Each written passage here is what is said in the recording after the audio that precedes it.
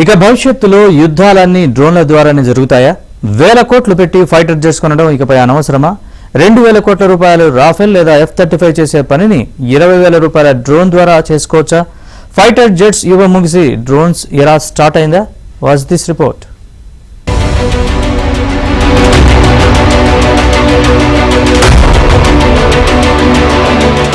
Operation Sindoor Ukraine దాడి సమయంలో drones కీలక పాత్ర పోషించాయి. ఫైటర్ జెట్స్ ను మించి పర్ఫార్మెన్స్ చూపించాయి. 2,000 కోట్ల రూపాయల ఫైటర్ జెట్ చేయని నష్టాన్ని 20,000 రూపాయలు విలువ చేసే సూసైడ్ డ్రోన్స్ చేసి చూపాయి. యుద్ధ భూమిలో రూపాయి ఖర్చు పెట్టి శత్రువుకు 20,000 రూపాయల నష్టం కలుగ చేయడం సాధ్యమవుతుందా? అది డ్రోన్లతోనేనని తేలిపోయింది.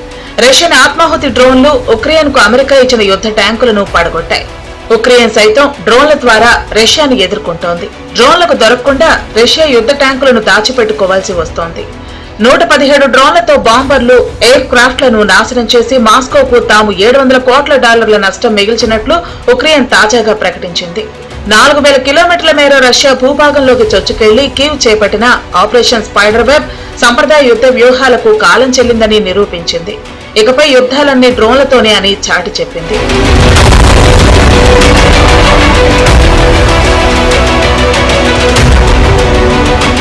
ఆర్మేనియాను ఇలాంటి డ్రోన్లతోనే చిన్న దేశం అజర్బైజాన్ సమర్థంగా ఎదుర్కొంది.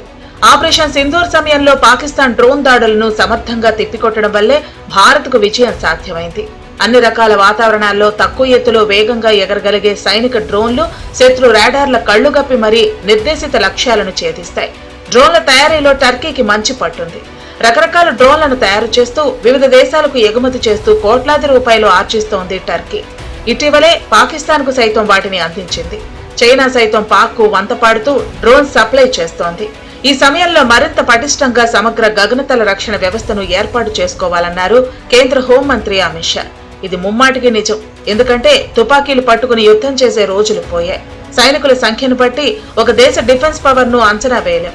ఆ దేశ అమ్ముల పొదిలో ఉండే డ్రోన్లు ఆర్టిఫిషియల్ ఇంటెలిజెన్స్ పై ఆధారపడి ఉంటుంది. 2024 మధ్యకాలం నాటికి 3,000 కోట్ల రూపాయలకు పైగా వెచ్చించి 2,500 వరకు సైనిక డ్రోన్లను భారత్ కొనుగోలు చేసింది. అంత చవకలో తయారైతున్న డ్రోన్స్ ఉన్నప్పుడు ఇంత ఎక్స్పెన్సివ్ యుద్ధ విమానాలు F-35 కానివ్వండి, రఫాల్ కానివ్వండి, Su-57 కానివ్వండి, J-20 కానివ్వండి, అవి వాడడం అవసరమా? చాలా తక్కువ కాస్ట్తో తయారు చేసే డ్రోన్స్ మనకి చాలా విధాలుగా ఉపయోగపడతాయి. కానీ ఒకటి అవసరము, ఒకటి అవసరం కాదు అని చెప్పలేము. ఈ మధ్యకాలంలో మీడియం స్కేల్ లోకల్ ఇండస్ట్రీస్ కూడా ఇవి తయారు చేస్తున్నాయి. ఫర్ ఎగ్జాంపుల్, మన భారతదేశంలోనే ఆత్మనిర్భర్ భారత్లో భాగంగా నాగాస్త్ర అనేది సోలార్ ఇండస్ట్రీస్ నాగ్పూర్ వాళ్ళు తయారు చేస్తున్నారు. స్విచ్ UAVs అనేవి ఐడియా ఫోర్జ్ వాళ్ళు తయారు చేస్తున్నారు. ఇవి లాయిటరింగ్ మ్యునిషన్స్ లాగా సర్వేలెన్స్కి, రెకానజెన్స్కి ఉపయోగపడతాయి. టాటా ALS-50 అనేవి vertical take off and landing. అవి మనకి ఇండియన్ 50 to 100 కిలోమీటర్స్ దాకా వీటిని వాడచ్చు. ఇవి హై ప్రెసిషన్ దాడులకు ఉపయోగపడతాయి. కాబట్టి ఆ టెక్నాలజీని బట్టి, దాన్ని వాడే విధానాన్ని బట్టి డ్రోన్స్ మనకి యుద్ధ రంగంలో ఎంతో దోహదం చేస్తాయి. పహల్గామ్ దాడి తర్వాత పాకిస్తాన్ పై మన క్షిపణులు హెరాన్, తపాస్, రుస్తోం డ్రోన్లు గర్జించాయి. లక్ష్యాలను గురి తప్పకుండా కొట్టాయి. పాకిస్తాన్ ఎయిర్ డిఫెన్స్ సిస్టమ్స్, ఉగ్రవాదుల లాంచ్ ప్యాడ్స్, సైనిక స్థావరాలను సర్వనాశనం చేశాయి. పౌర ఆవాసాలకు ఎలాంటి నష్టం జరగకుండా కరెక్ట్ గా ఎక్కడ కొట్టాలో అక్కడే కొట్టాయి. ఫైటర్ జెట్స్ తో బాంబింగ్ చేస్తే టార్గెట్ లో లేనివి సైతం ధ్వంసం అవుతాయి. ఫైటర్ జెట్లను కూల్చేస్తే పైలట్లు మరణించే ప్రమాదం ఉంది. సూసైడ్ డ్రోన్స్ ను కూల్చేసినా నష్టం లేదు. అంటే సైనికుల ప్రాణాలు పోకుండానే అనుకున్న లక్ష్యాలను డ్రోన్లతో సాధించవచ్చన్నమాట.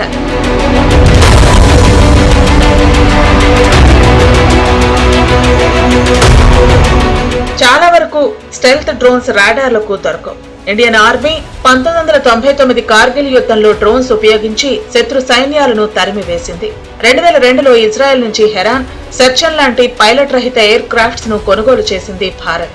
రాడార్ కు దొరకని హర్పీ డ్రోన్లను ఇజ్రాయెల్ నుంచి దిగుమతి చేసుకుంది. వీటినే ఆపరేషన్ సింధూర్ లో ఉపయోగించింది.